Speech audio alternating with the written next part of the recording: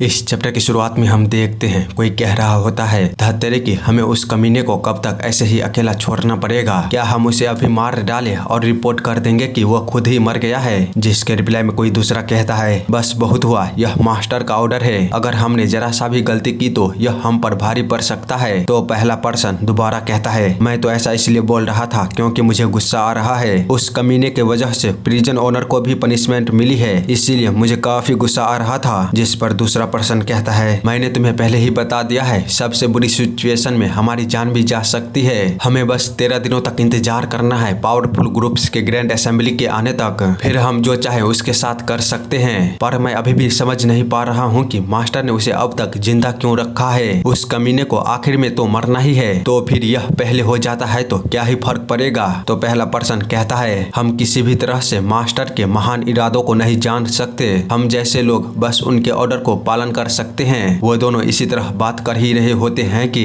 तभी उन दोनों को काफी जोरदार आवाज सुनाई देता है, जिसको सुन वे कहते हैं आखिर ये आवाज किस तरह की है। हम देखते हैं उतने में ही उन दोनों के सामने डैन आ चुका था। अपने प्रिजन से बाहर निकलकर वो दोनों ही उसे इस तरह देख हैरानी के साथ कहते हैं यह हरामी आखिरकार ऐसा कैसे कर सकता है, उसकी आंखें तो देखो बिल्कुल ही बदल चुकी है, क्या ऐसा हो सकता है कि उसकी मार्शल स्किल वापस आ गई है। उतने में ही डैन उन दोनों पर ही बिना समय गवाए अपने पावर को यूज करते हुए कहता है हेवनली आर्टिलरी जनरल का फोर्स पपेट प्ले। उसके ऐसा करते ही हम देखते हैं उसकी पावर एक रस्सी की तरह बाहर निकलते हुए सीधे उन दोनों बंदों में से एक बंदे के सर के अंदर चला जाता है, जिसको देख दूसरा हैरान हो ही रहा था। उसी समय वह रस्सी टाइप एनर्जी उसे भी अपने चपेट में ले लेता है। वहीं डैन उन दोनों के पास जाते हुए कहता है पपेट प्ले यह एक एंशिएंट टेक्निक है जिसमें कि ओपोनेंट के ब्लड वेसल्स को क्यूआई का यूज करके कंट्रोल किया जाता है, जिससे कि हम उसे पपेट की तरह इस्तेमाल कर सकते हैं। मेरी क्यूआई एक पतली थ्रेड बनकर तुम्हारे ब्लड वेसल से होकर तुम्हारी माइंड को कंट्रोल कर लेगी। अब से तुम्हारे सोल का मास्टर मैं हूँ, मुझे बताओ इस प्रिजन का ओनर कहाँ पर है। तो एक बंदा कहता है प्रिजन ओनर अपने रूम में है, मास्टर ने उसे फॉरबिडन किया है जब तक कि पावरफुल ग्रुप्स की ग्रैंड असेंबली नहीं हो जाती तब तक प्रिजन में आने से। जिसे सुन डैन कहता है चलो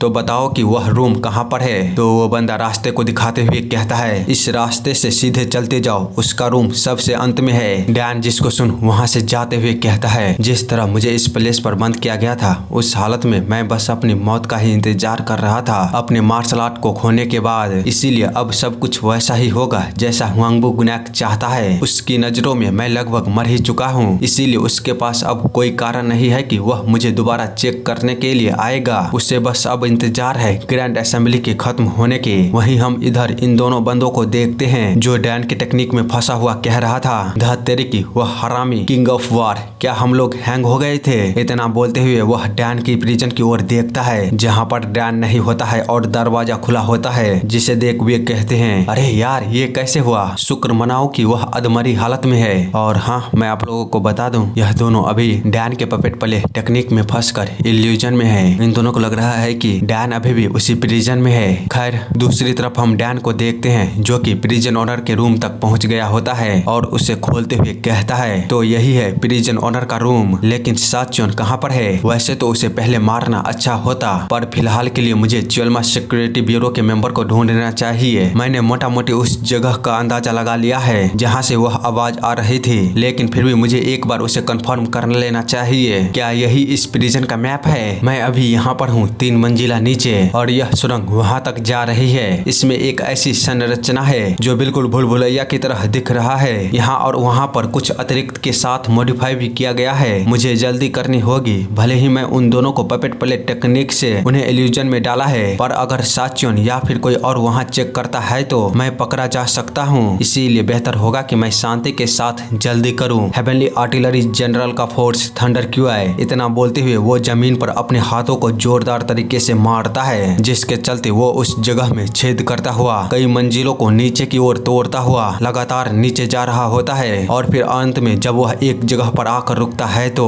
उससे एक पर्सन हंसते हुए कह रहा था यहाँ पर किसी को आखिरी बार आए काफी समय हो गया है, मेरा मतलब है कि मुझे आखिरी बार किसी इंसान को देखे हुए ना जाने कई दशक हो गए हैं। जिसको सुन डैन कहता है आखिरकार तुम हो कौन। जिस पर वो बंदा कहता है जैसा कि तुम्हें पता है इस जगह पर ज्यादातर लोग नहीं आते हैं, विशेष रूप से ऐसे लोग जो तुम्हारी तरह छत को तोड़ता हुआ आए। यह पहली बार है जब मैंने तुम्हारी तरह किसी पर्सन को देखा है, लेकिन क्या तुम्हें नहीं लगता है कि जिस तरह तुमने इस छत को तोड़ते हुए आए हो उसके कारण कुछ गलत हो सकता था। इससे ऊपर वाले सभी मंजिले इंसानों के द्वारा बनाया गया है, पर इससे नीचे सभी चीजें प्राकृतिक ने खुद बनाया है, जो कि बाहरी दीवारों से जुड़ा हुआ है। अगर थोड़ा सा भी गलती होती है तो यह पूरी जगह तबाह हो सकती है। डैन जिसे सुन कहता है, ओह तो ऐसा है, पर तुम हो कौन? तो वो बंदा बताते हुए कहता है, क्या तुम मेरी स्टोरी को सुनना पसंद करोगे? मेरे पास असाधारण हैंडक्राफ्टिंग की स्किल थी और मैं उस सीक्रेट वर्कशॉप में भी एंटर कर सकता था जहां पर केवल डैंग फैमिली के डायरेक्ट लाइन वाले ही एंटर कर सकते थे। उस वर्कशॉप में और भी कई सारे आर्टिशियन थे जिसके पास असाधारण स्किल थी, लेकिन उनमें से कोई भी मेरे मुकाबले का नहीं था। तो डैन उसके पीछे दीवारों पर लिखे गए शब्दों को देख कहता है, क्या तुमने ये सब अपने ब्लड से लिखा है? जिस पर वो बंदा कहता है, क्या तुम दीवारों पर लिखी इन राइटिंग की बात कर रहे हो? यह प्रिजन ऐसी जगह है जहाँ पर कोई नहीं आता, लेकिन मुझे यकीन था कि एक दिन यहाँ पर जरूर कोई आएगा, बिल्कुल ही तुम्हारी तरह।